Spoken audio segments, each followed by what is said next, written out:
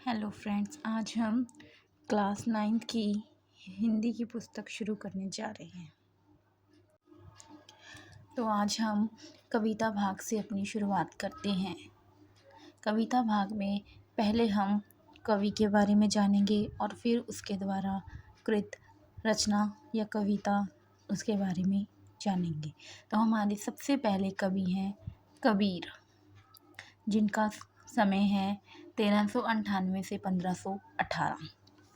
कबीर संत काव्य धारा के प्रमुख एवं प्रतिनिधि कवि माने जाते हैं।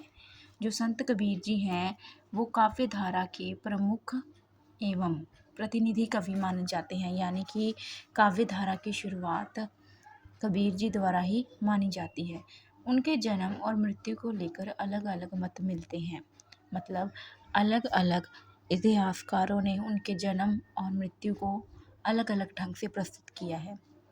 फिर भी अधिकतर विद्वान कबीर का जन्म सन 1398 में तथा निधन 1518 में स्वीकार करते हैं। भले ही इतिहासकारों के मध्य इनके जन्म और मरण की तिथि को लेकर मतभेद हो, लेकिन ज़्यादा से ज़्यादा इतिहासकार इसी तिथि को ही स्वीकार करते हैं। इसी प्रकार इनके परिवार व वंश को लेकर भी कई अटकलें लगाई जाती रही हैं। चर्चित तथ्यों के आधार पर इनके पोषक के रूप में नीरू और नीमा जुलाहा दंपति का नाम लिया जाता है।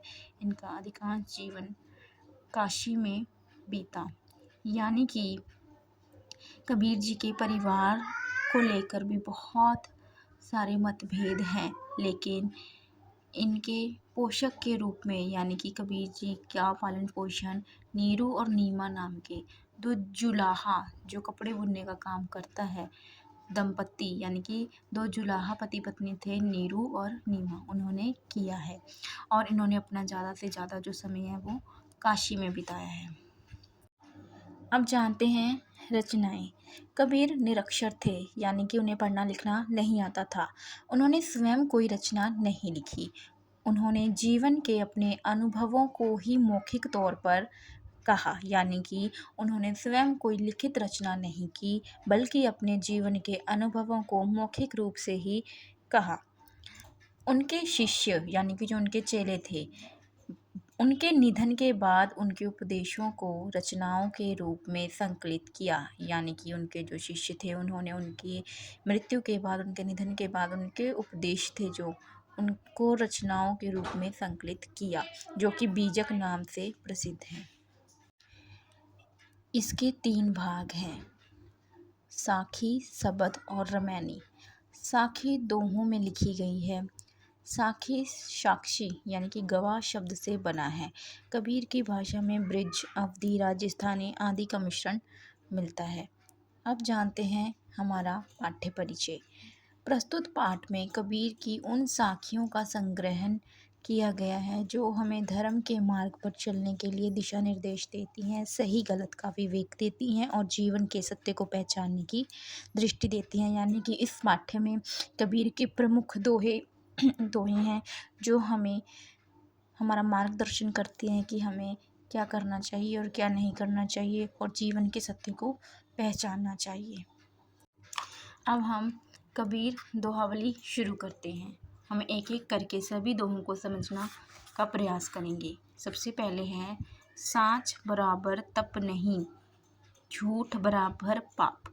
यानी कि इस दोहे में कबीर जी कह रहे हैं कि सच बोलने के बराबर कोई तप तपस्या नहीं है और झूठ बोलने के बराबर कोई भी पाप नहीं है।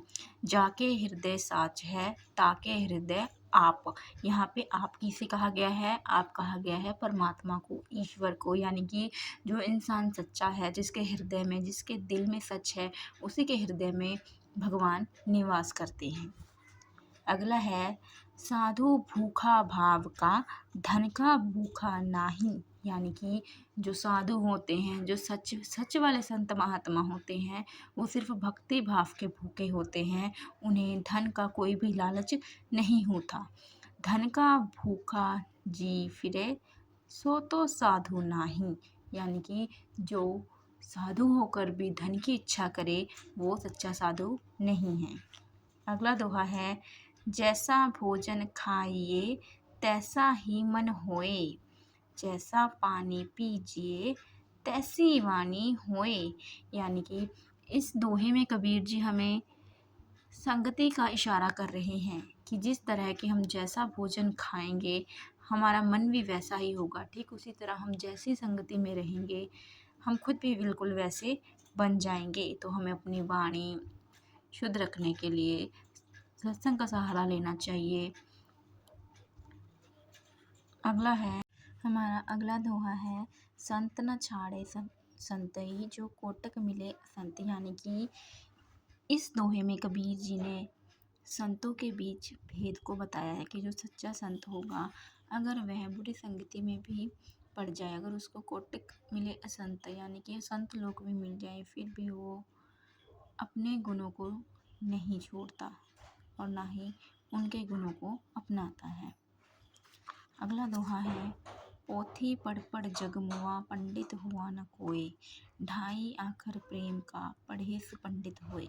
इस दोहे में कबीर जी कहना चाहते हैं कि पोथी पढ़ पढ़ जग मुआ पंडित हुआ न कोई, कि पढ़ाई के माध्यम से कोई भी पंडित नहीं हो सकता जब तक कि उसे ढाई अक्षर प्रेम के बोलने नहीं आते। यानी कि आपकी पढ़ाई लिखाई तब व्यर्थ हो जाती है जब आप किसी से प्यार से बात तक ना कर सके। अगला दोहा है, बुरा जो देखण मैं चला बुरा न मिलया कोई, जो दिल खोजा अपना मुझसे बुरा न कोई। इस दोहे में कबीर जी ने बताया है कि जो लोग हमेशा दूसरों की बुराई करते रहते हैं उन्हें अपने अंदर भी झांकना चाहिए। वे अपनी बात करते हुए कहते हैं कि जब मैं देखने चला कि बुरा कौन है पर मुझसे बुरा कोई नहीं मिला, जब मैंने अपने दिल को खोजा अपने अंदर को पहचाना तो मुझे पता चला कि मुझसे बुरा तो कोई नहीं है। धीरे धीरे रे मना धीरे सब कुछ होए, माली सींचे सो घड़ा ऋतु आए फल होए।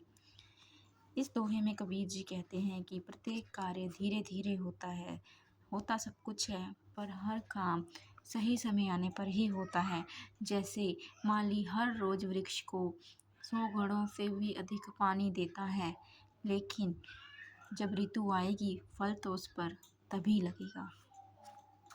अगला दोहा है, जाति न पूछो साध की पूछ लीजिए ज्ञान, मोल करो तलवार का पड़ा रहने दो म्यान। इस दोहे में कबीर जी कहते हैं कि हमें जात पात के बंधन में नहीं बंधना चाहिए। ज्ञान की कोई जात नहीं होती, इसलिए वो कहते हैं कि जात न पूछो साध की। यानी कि जहाँ ज्ञान है जहाँ धर्म है वहाँ जाति का कोई महत्व नहीं है। महत्व किस चीज़ का है? महत्व है ज्ञान का, कि किसी व्यक्ति को कितना ज्ञान है। अपने ज्ञान से ही वो व्यक्ति उच्च या नीच कहलाता है। इसी तरह तलवार का उदाहरण देते हुए कबीर कहते हैं, मोल करो तलवार का पड़ा रहने दो म्यान। यानी कि म्यान चाहे जितना भी महंगा हो, उसमें जितने भी रत्न जड़े हों, पर यदि उसके भीतर की तलवार की धार तीखी नहीं है तो वह व्यर्थ है। यानी कि मोल किस चीज़ का है? मोल है तलवार का। म्यान को पड़ा रहने दो। उसी तरह जाति, ऊंच नीच, भेदभाव ये सब पड़ा रहने दो और सिर्फ ज्ञान का मोल करो। अगला दोहा है, कबीर तन पंछी भया जहाँ मन तहाँ उड़ जाई, जो जैसी संगति कर सो तैसा ही फल पाई। कबीर जी कहते हैं कि हमारा जो तन है, शरीर है, वो पंछी की तरह है, जहाँ इसका मन करता है वहीं उड़ जाता है। जैसे ये कर्म करेगा इसे तैसा ही फल भोगना पड़ेगा। अगला दोहा है, अति का भला न बोलना अति की भली न चूप। इस दोहे में कबीर जी कहना चाहते हैं कि किसी भी चीज़ की अति यानी कि अधिक मात्रा हमेशा नुकसानदायक ही होती है। वो कहते हैं अति का भला न बोलना, यानी कि ज़्यादा बोलना भी अच्छा नहीं। अति की भली न चुप, ना ज़्यादा चुप रहना ही अच्छा है। अति का भला न बरसना, ना ही ज़्यादा बारिश अच्छी है। अति की भली न धूप, ना ही ज़्यादा धूप अच्छी है। यानी कि जीवन में हमें संतुलन बना के चलना चाहिए। अगला है माला तो कर में फिरे, जीभ फिरे मुख माही। मनवा तो चहुँ दिसे फिरे, यह तो सुसिमरन नाही। इस दोहे में कबीर जी झूठी भक्ति और सच्ची भक्ति के मध्य अंतर बताते हैं। वे कहते हैं कि माला तो कर में फिरे, यानी कि माला तो इंसान हाथ में लेके जप करता है। जीव फिरे मुख माही, और जो जीवा है, हमारी जीव है, वो मुख में फिरती है। मनवा तो चाहू दिशा फिरे, यानी कि माला हाथ में होने के बाद, जीवा मुख में होने के बाद इंसान का जो मन है वो चारों दिशाओं की चिंता में लगा रहता है। यह तो सुमिरन नाही। तो इस प्रकार की भक्ति को हम भला सच्ची भक्ति कैसे कह सकते हैं? ये तो किसी तरह का सुमिरन नहीं हुआ। हमारा लास्ट दोहा है काल करे सो आज कर, आज करे सो अब, पल में परले होएगी, बहुरी करेगा कब। ये दोहा उन लोगों के लिए है जो अक्सर अपना काम कल पर छोड़ देते हैं। इस दोहे में कबीर जी कहना चाहते हैं कि कल करे सो आज कर, यानी कि जो कार्य तुम कल करने के लिए कह रहे हो उसे आज करो। आज करे सो अब, और जो काम तुमने आज के भरोसे छोड़ रखा है उसे अभी कर दो। पल में परले होएगी, बहुरी करोगे कब, यानी कि पल का कोई पता नहीं कि पल ही पल में क्या से क्या हो जाए, तो फिर तुम्हारे पास समय नहीं होगा उस कार्य को करने के लिए। आई होप आपको ये चैप्टर अच्छे से समझ में आया होगा।